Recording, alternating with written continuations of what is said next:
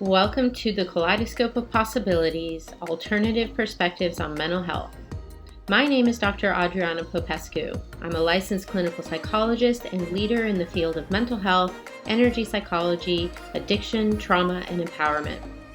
In this podcast, we will be exploring mental health from a variety of perspectives, from the spiritual to the shamanic and beyond. What if mental illness isn't everything we think it is? What if everything we see as a pathology is actually a possibility? What else is possible with mental health?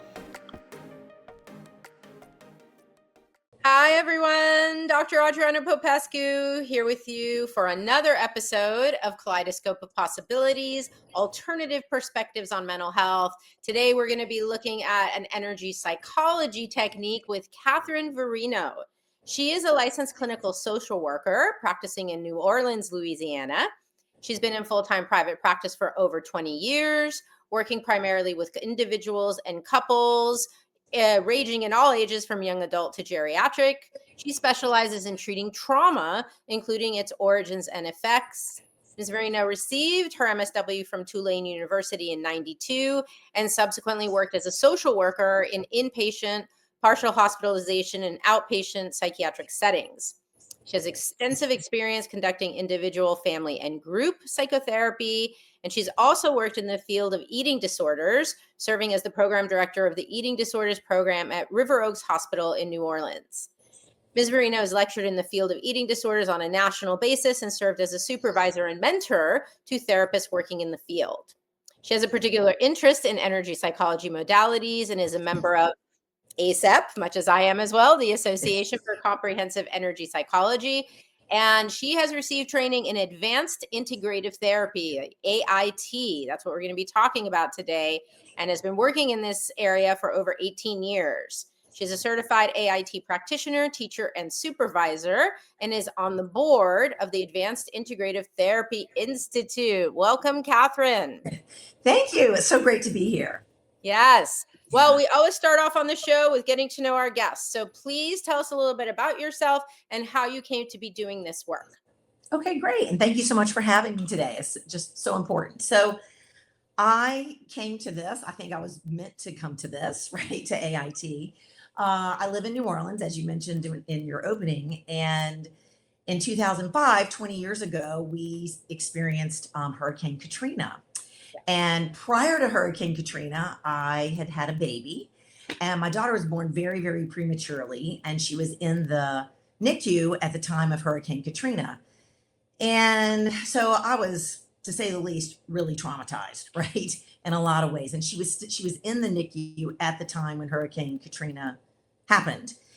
And so I was already very traumatized prior to Hurricane Katrina, and then when Katrina happened, it just compounded the trauma, that I was already experiencing. And so when, and in Louisiana, we still had to get our continuing education hours and all. And it was probably maybe a year or so later. And I needed to get my CEUs. A friend and colleague told me that there's this great way of treating trauma. I had no idea what it was. I knew I could get in all my hours in one weekend. So I said, okay, I'm going to sign up for this. I went. I was really kind of irritated about giving up my whole weekend, and I went. And what had happened was the teachers with AIT and the AIT Institute made New Orleans a humanitarian aid site. And so practitioners and teachers donated their time and their energy, and they came to New Orleans. And the idea was to help therapists in the area heal their Hurricane Katrina trauma. Because, you can't help anybody else heal if you're so traumatized yourself. Mm-hmm. So I went to this training and ended up being used because I had so much trauma. My home was damaged. I couldn't live in my home. I had this my baby had been in the NICU, had to be helicoptered out, in the midst of the aftermath of the storm. And because I had so much trauma for myself, I ended up being used as the demo person. and I had a profound healing experience. I couldn't get over how much better I felt from learning AIT, the basics of AIT, and how much better I felt. So I was my own experience was that I felt much better. I still had lots of trauma that still needed to be worked on and dealt with. And then I want to say, I think they came back about 6 months to a year later and did another training, and I signed up for it and went again. And then I was just completely hooked. That was it. I couldn't get over how much better I felt. I was very nervous at that time. There wasn't much talk, or I certainly didn't know about EFT or, tapping or any other types of energy modalities at all, energy psychology modalities. And so I was very nervous about doing it with clients. I then had to figure out, well, what was that nervousness for me about, which of course went back to my own traumas when I was young, and ways of maybe not being seen or taken seriously in certain ways. And so I did some work around that. And then the connection to how it was causing me to feel very resistant to actually jumping in and doing this work with clients. And so I felt a lot better after I treated that and worked on that. And then when I had a client who had been in therapy for many, many, many years, said that she was willing to try anything. And so we began, her primary goal was to have some kind of relationship. She didn't have many, she didn't really have friends. She'd never dated, never been in a relationship. And that was her primary goal. And so we began to look at that, what that was about. What we discovered was she had an underlying core belief that she was really unlovable. Mm-hmm. So then we began to use AIT, and we'll get more into what it's about and how it works. But we began to use AIT to treat the traumas that she had experienced that caused her to then hold this belief that she was unlovable. Mm-hmm. And the changes that happened in a really relatively short period of time were so amazing. I want to say I think it was within like 3 to 4 months, she began dating someone. She began connecting with friends. She was in a graduate program. And then, eventually she got married, moved away. And it was just so remarkable to me to see that. Really, the healing that happened, it was faster, so much faster than what had happened in traditional talk therapy. And, I've been trained in a number of different modalities. And so it was such a wonderful gift to me that she was willing to do that. And so then I thought, wow, okay, I need to know more. And so then I began doing every training I could possibly do. I became certified as a teacher, wanting to train other therapists to do it. Working as a supervisor for other therapists, just learning. And that's really how I came to be with it. And just on a side note, my daughter, who's in the NICU, is actually doing very well. She's now 20. And other than some, ADD and, but it's been interesting that because of, and it's been such a thing, and she gave me permission to talk about it as well.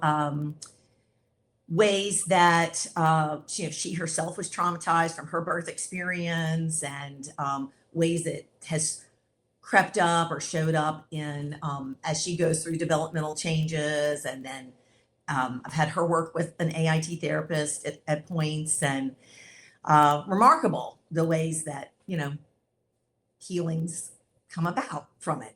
Yeah. So love it. So give us a little bit of context. Let's take a deep dive into AIT and what exactly it is, how it works. But really give us a little bit about its history. Who developed it? When? How did that come about? Sure.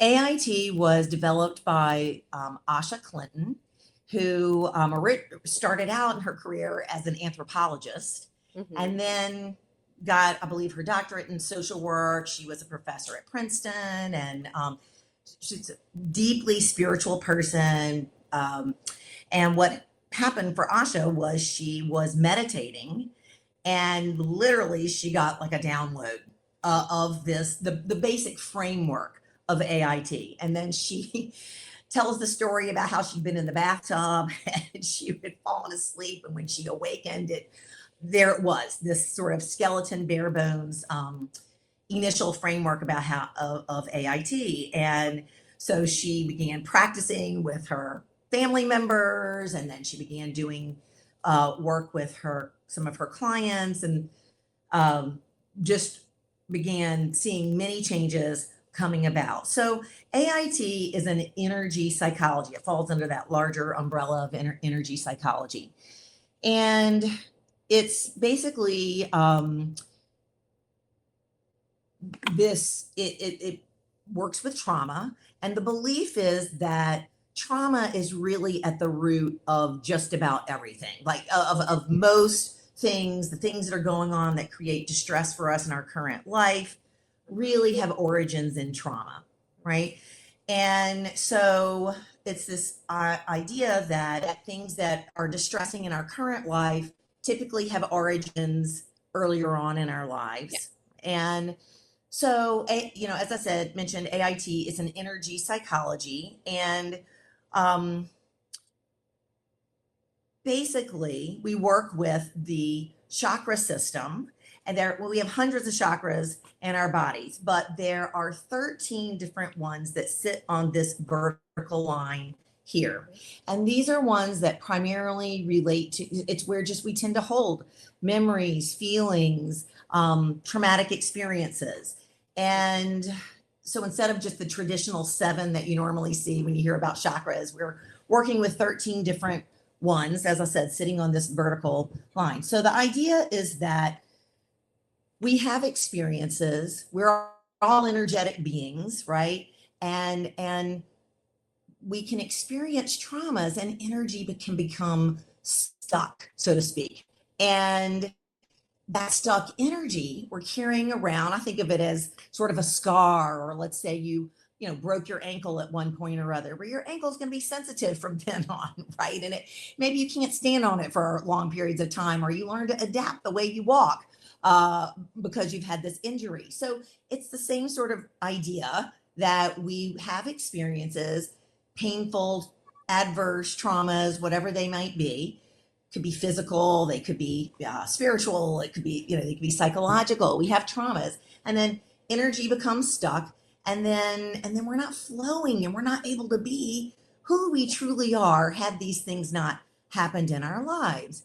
So AIT is a way to look at what is going on in our lives that is causing distress, causing us to not be able to be who we truly are, and to identify the origins of where something, that's playing out in our current life might come from. And then there's a way to drain that stuck energy, and then to work with the current thing that's going on, and the energy that might be, or the reactivity that might be we might be experiencing. And then the connection between the two, the energetic connection between what happened in the past and then what's happening in our current lives, and to drain the energy of that connection between those things. And then it's not only to work that, but then all of the after effects that come from trauma, right? Yeah. And there's so many after effects that we don't even realize, have no clue about. So I thought I would share with you, if you're okay with it, AIT, we use a definition of trauma that I think really describes it well. So if that's okay with you, I'd like to read that now. So AIT's definition of trauma is any occurrence which, when we think back to it, or when it is triggered by some present event, evokes difficult emotions and or physical symptoms or sensations, gives rise to negative beliefs, desires, fantasies, compulsions, obsessions, addictions, or dissociations, blocks the development of positive qualities and spiritual connection, and fractures human wholeness. Wow. So to me, quite profound, right? That came from Asha, right? Yes. Asha Clinton. So it's really, it's looking at trauma and the things that we're experiencing in our lives through the lens of trauma and being able to recognize how so many things that we think are might be just are, like, for instance, oh, I have anxiety, right? Well, okay, yes, there's something going on maybe with your nervous system and all of that, but what's that really about? It isn't necessarily that anxiety just dropped out of the sky onto you, or you just developed that, um, and all. And so it's really looking for the cause, dealing with and treating where did it come from, right? And then the connections. And I think too, it's so like we just, I know for myself, we just don't even realize, and the people that I work with, it's, we don't even realize, like, oh, my negative thoughts about myself. Well, they got started back in trauma or some kinds of Yeah. traumas. It didn't just, you weren't born with that, right? You didn't come into this world necessarily, although we could go into what might be things that we came in with, and where did those things come in with, where did those things occur, perhaps what did we bring in with us. Mhm. So that's primarily, I hope that's clear Yeah, about.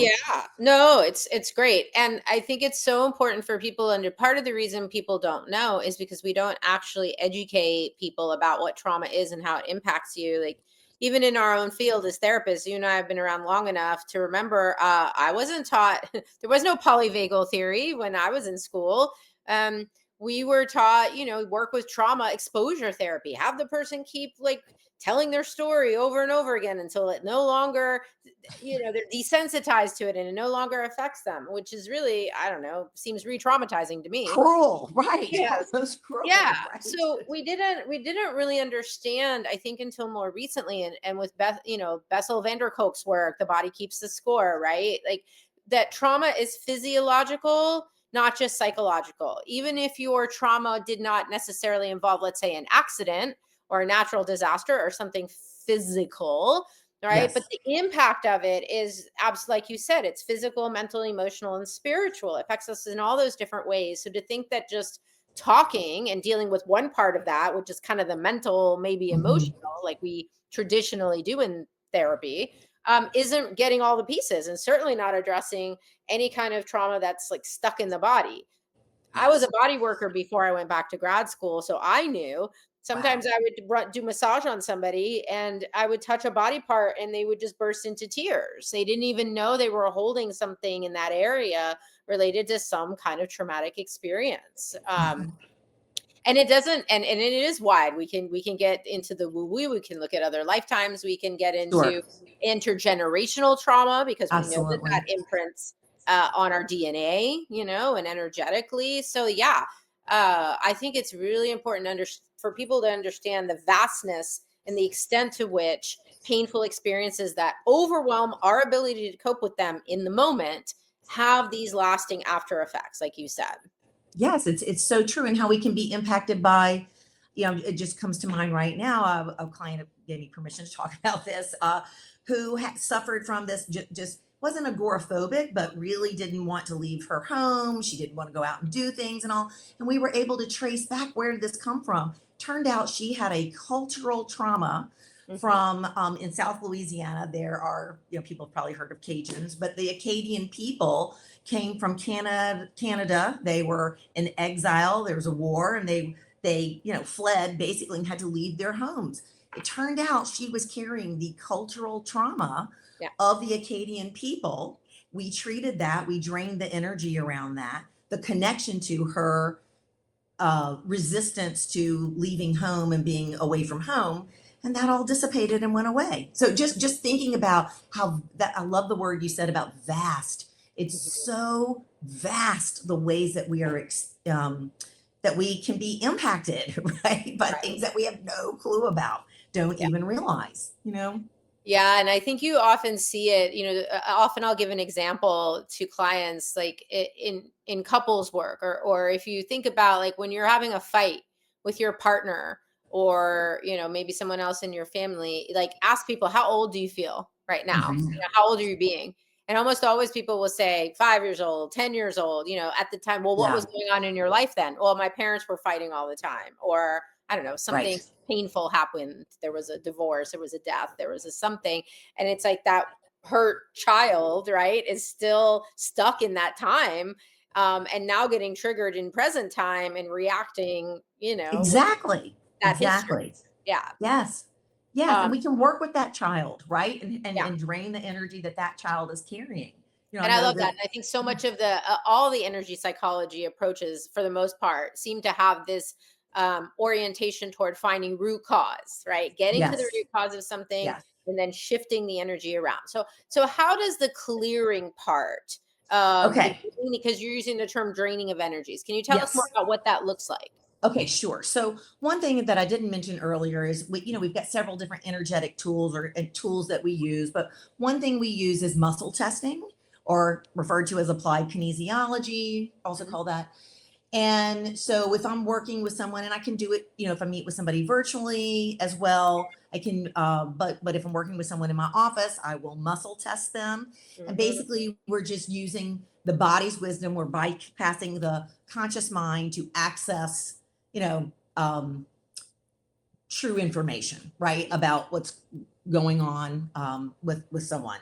So we'll use muscle testing to get information about what might be the underlying cause of what's going on currently.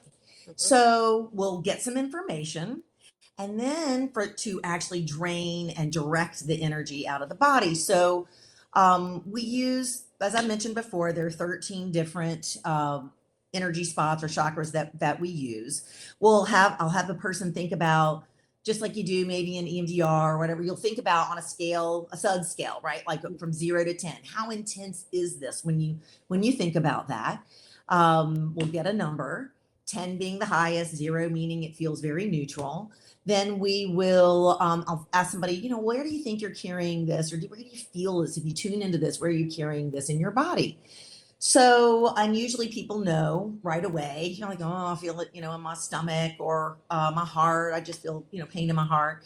So what we do is, and then what we do is we formulate a statement that just describes what the trauma is, right? A very simple statement about it.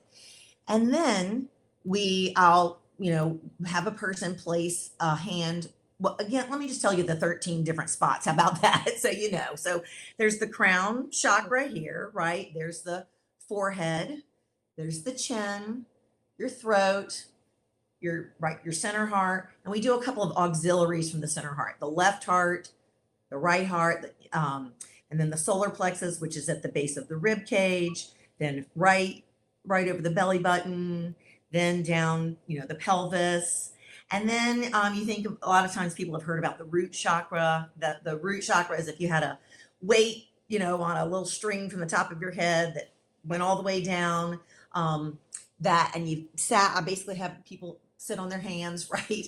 And if your fingers were right in the middle, right where that weight went, that would be, your root chakra. So then there are two auxiliaries of the root chakra. The root chakra is all about safety, basic needs being met, mother issues, divine mother issues, that kind of thing. And then where our legs bend, the creases of our legs, there's a left root and there's a right root chakra, right? Left side is ways that we take in more feminine energy, ways we experience. Using the root as an example, matters of the root, basic safety, mother issues, that kind of thing. Right side would be ways that we are able to express it and put that out there.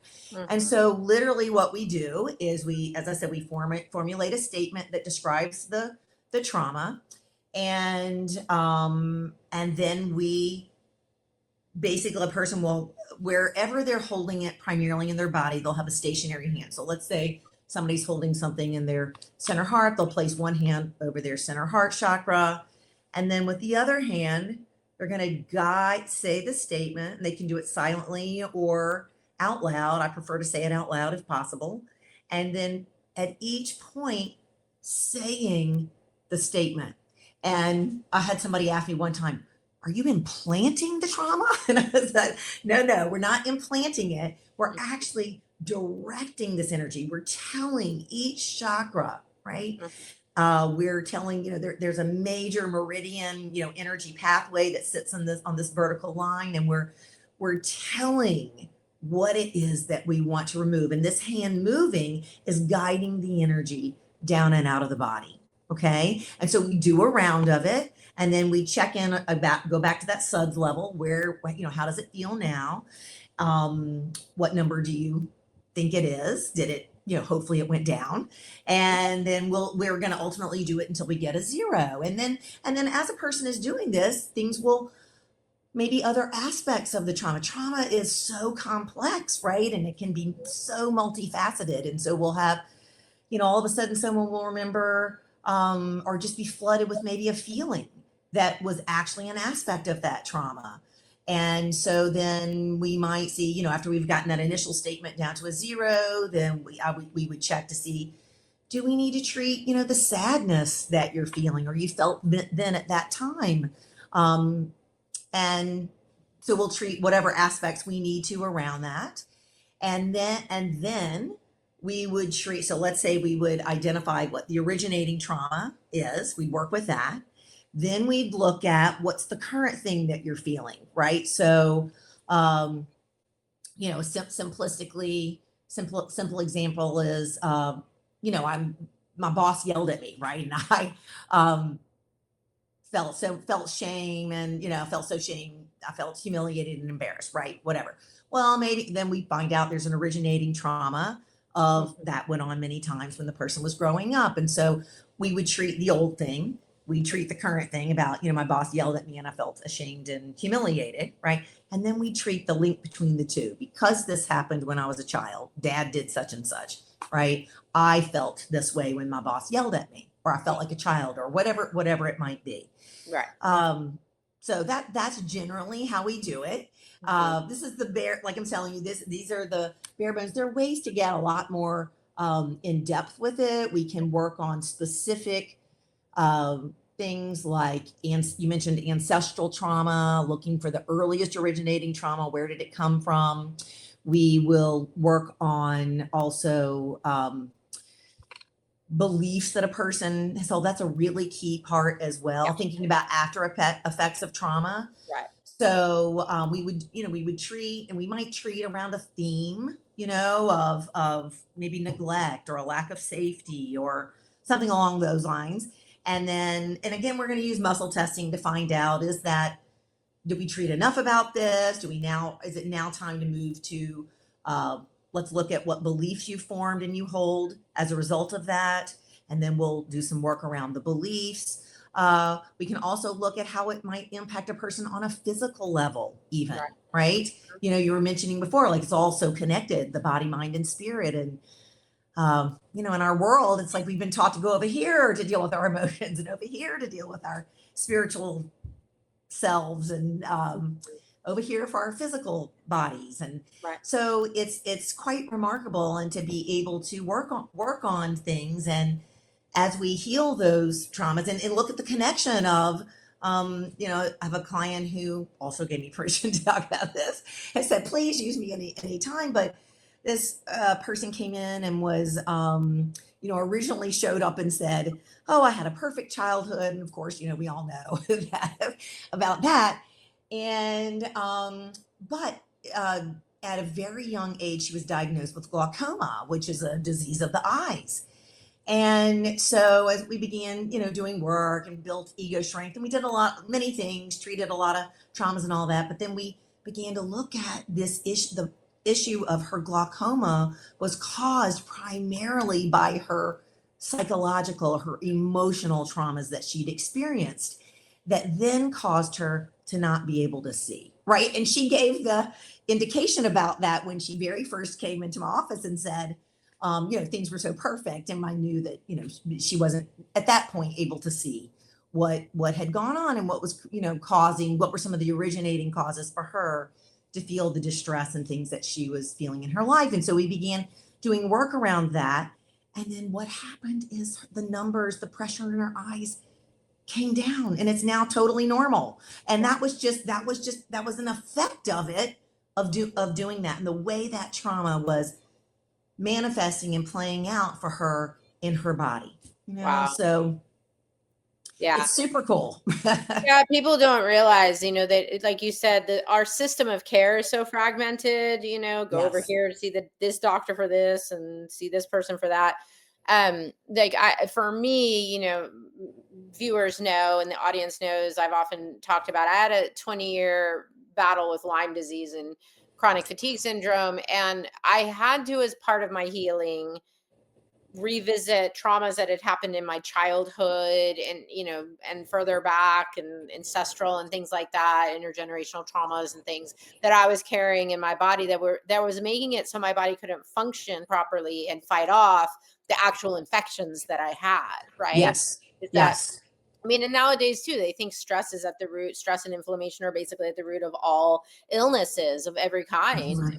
And so I think we do need to look at, okay, well, what causes that stress, or if the body's stuck in like a fight, flight, or freeze response, Sure. Right. what is creating that so that the body can't function properly and then it becomes debilitated with some kind of condition. So this really is so profoundly important, I think, for anyone who's struggling with any kind of issue, is to really look at the energetics of that issue and where it came from. So I love that this is so comprehensive. Is there a way that we can like do a little demo or try it out? Sure. Yes. Yes. Would you like to be the I can be the demo. Yes. Happy to. I've been in your shoes, so I get it. I understand. Okay. So we'll do a little demonstration of just, in general. Obviously, we're not going to muscle test and do all of that right now, but we can just do a general, hopefully clearing and draining of something for you. Do you have something that's happened for you in your life, maybe recently, that is annoying, not on a scale of 0 to 10, not a 10, not some deep trauma, but something that is bothering you that you're having a reaction about? Is there anything going on? Yeah, I had a phone situation come up where my phone was basically stolen a few Mm. weeks ago. And, that in and of itself, the hassle of getting it replaced, trying to get another phone activated, that was whatever. That was annoying. But now what's happening is the person who has the phone is texting me and trying to trick me into unhooking it from Find My iPhone, because once I do that, they can use it. And right now it's on a lock and they can't use it. And so I'm getting it feels really like intrusive to me that I'm getting these like from fake numbers and fake emails, and they're threatening your information is still all on this phone. It's going to get sold on the black market in China with all your data on it. And just Oh my goodness. on top of adding insult to injury, like one, you think I'm Right. enough to fall for this, and two, you already took my phone. It's useless to you, but now you're trying to like coerce me and scare me into like giving up, the one last piece I have, which is like, you're never going to be able to use this phone because of the way Apple's protection is on it. So yeah, it's irritating to me, but I don't know that it's connected to any deep, dark trauma. Okay, that sounds like a perfect thing to work on for sure. Yeah. So we might think about, do you feel like would it be helpful to drain the event itself, like a description of my phone was stolen and they're trying to manipulate me or coerce me into, you know, giving it up, or that they can use it, giving it up so they can use it. Yeah. Does it feel that maybe the irritation about it all is more heightened for you? What do you think feels right? I think it's irritation, and like I said, that intrusive piece. Like you're coming Hmm. into my space uninvited, all of a Yes. sudden I see this Hmm. message coming up on my phone from some number in another country, Hmm. and it's like it feels invasive and intrusive. That piece really Hmm. yeah, it angers me, but it's like, just take the phone and I don't want to ever hear about it again. Now it's this other piece that now they're trying to trick me. I don't like that. Yeah. Yeah. Okay. So maybe we could say, what does it feel? So we want to think about a statement that would describe how you're feeling, and just a simple statement. So it might be something like, um, all my feelings of intrusion and invasive, are all the ways I feel intruded upon and invaded and intruded upon. because my phone was stolen? Or how would you describe it? My feelings of being invaded. This is a kind of a long statement because they stole my phone and now are trying to trick me.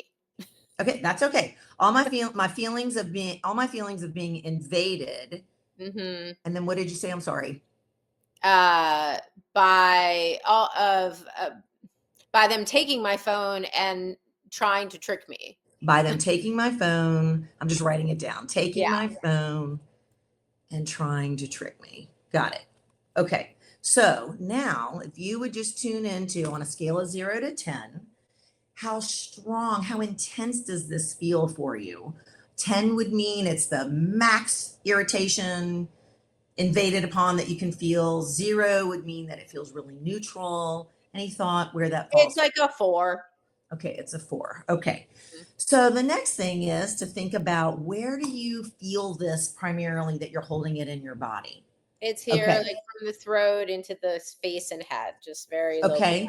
So if you had to zero in on a spot that is, because we want to think, we've got the crown, there's the forehead, the chin, and the throat. I'd say right? the throat. The throat. So I'm just actually, do I have permission just to surrogately muscle test you that that's the best place for your stationary hand? Yeah, I'm getting a yes. So if you would please place one hand, and there's all this electromagnetic energy in our palms. So you're going to put your hand here, right? Yep. And then other hand, you're going to start here, and I'll guide you if that's okay, right? And we're going to have you say the statement out loud, and I'll lead you the whole way. And the statement is, just to refresh you, you're going to say it one time at each point. So the statement is, my feelings of being invaded by them, taking my phone and trying to trick me. Okay, so if you just say that one time. All my feelings of feeling invaded by them taking my phone and then trying to trick me. Hold that. And then the hand on top of your head, you're going to bring it to your forehead and repeat the phrase, please. All these feelings of being invaded because they took my phone and are now trying to trick me. And then come to your chin. Same thing. All the way, all my feelings of feeling invaded because they took my phone and are now trying to trick me. Yes.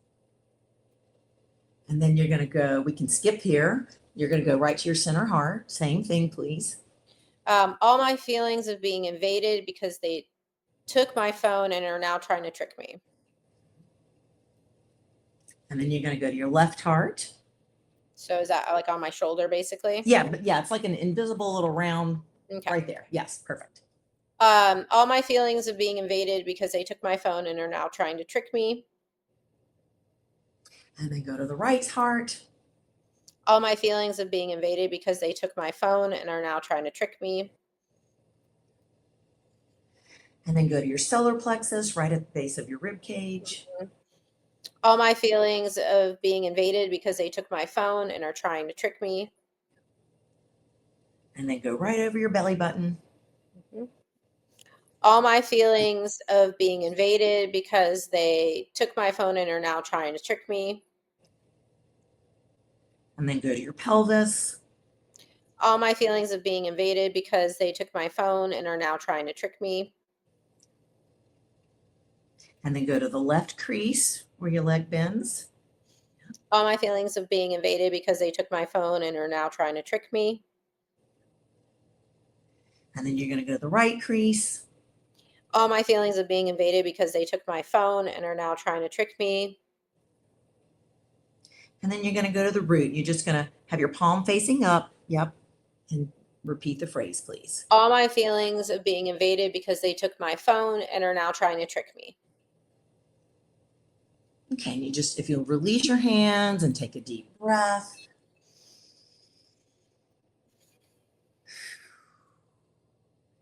And then just tune into the statement. Notice any thoughts, feelings that might have come up. It's totally fine if nothing did. And then tune back into that scale, the scale of 0 to 10. When we first started this, it was a 4. Right. So I'm wondering if you notice any difference. Yeah, it feels like it's more like a 2. Okay. And there were definitely different feelings that came up at the different points. At one point, there was sadness, there was anger. If I had to say, if and I'm not sure we'll have time to do multiple rounds, but if we would like to do more, I would guess it would probably be something around the sadness and maybe like feeling some kind of powerless, about it.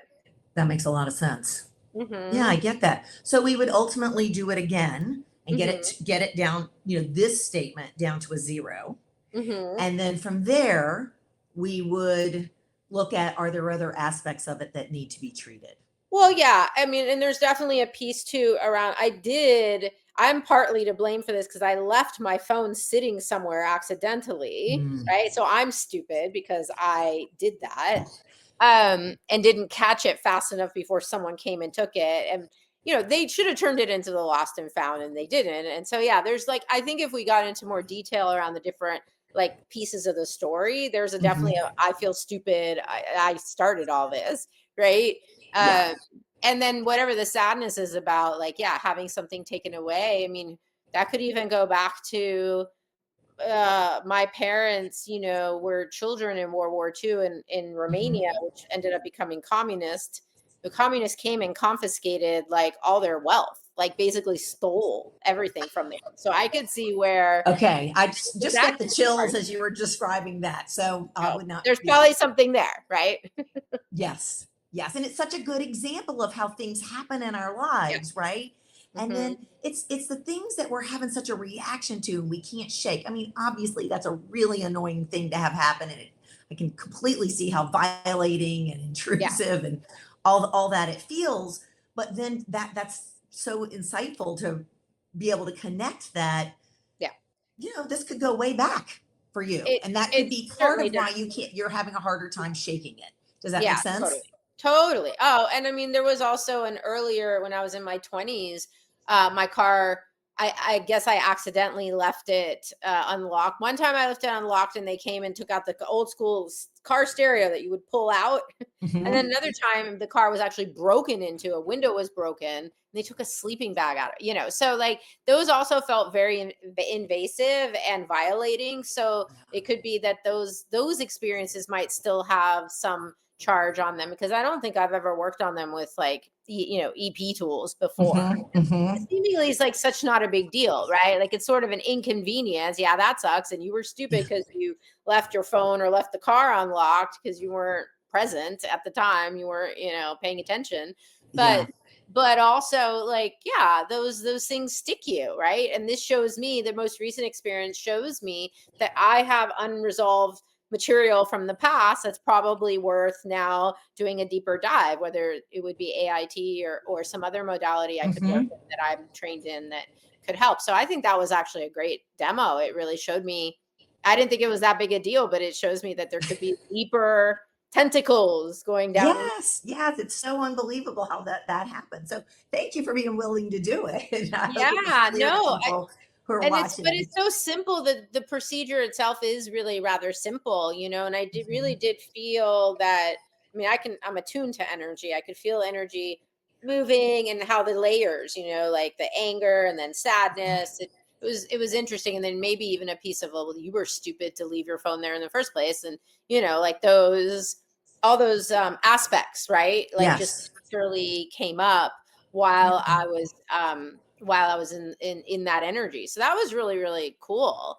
And I can see how, how much more, like most of these methods, like how much faster you can get through something and really get to some powerful healing. Rather than talking around it and never getting down deep enough into it, like traditional talk therapy. So very cool. Well, our time is running low. If Catherine, if people want to find out more about you and your work, AIT, where should they go?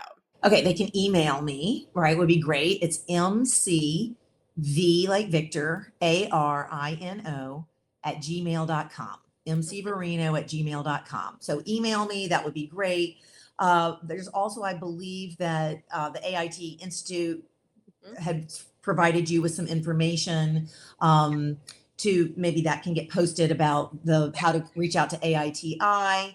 that would be a great place to do. We have a basics basics training coming up. It'll be in November. It's going to be virtually. I think it's over 2 weekends. Like I forget the exact dates. I think it's 6th, 7th, 8th, or 7th, 8th, something like that. And then the following weekend after that. So if people are interested, that's typically that is going to be for typically for therapists or people, who are work in the field, can do. So fantastic. yes. Thank you so much for Thank being you our so guest much. I today. appreciate your spreading the word and having this opportunity. So thank you very, very much. It was terrific. And as I always ask our audience, if you have found this information useful or know of somebody who might find it useful, please pass along, share, comment, rate, review, subscribe, whatever all the things are that will help us get this information out there in the hands of the people who need it. And so Dr. Adriana signing off. We'll see you next time on Kaleidoscope of Possibilities. Thank you for joining me for this episode of Kaleidoscope of Possibilities, Alternative Perspectives on Mental Health. This has been Dr. Adriana Popescu. If you enjoyed this episode, please like and subscribe and share with others. To find out more about me, my guests, and more, please visit my website at adrianapopescu.org. See you next time.